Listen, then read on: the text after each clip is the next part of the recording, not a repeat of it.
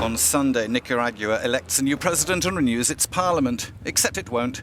It's likely to be the same old faces that have dominated the country's politics since 1979. Current president and former revolutionary leader Daniel Ortega and his Sandinistas of the FSLN face little in the way of opposition. Ortega first won elected power in 1985, returning in 2006, since when he's ruled unchallenged.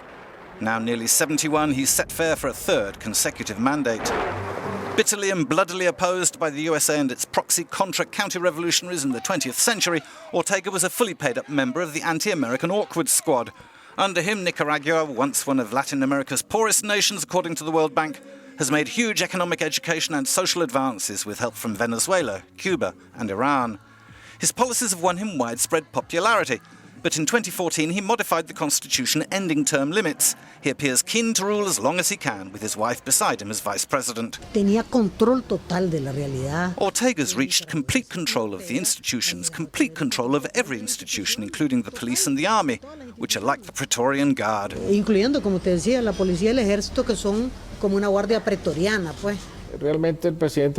Really, President Ortega doesn't believe in elections. He said it. He thinks elections take a toll on countries, pit the people against each other, and that there should be just one party, and this would bring about calm in the country. The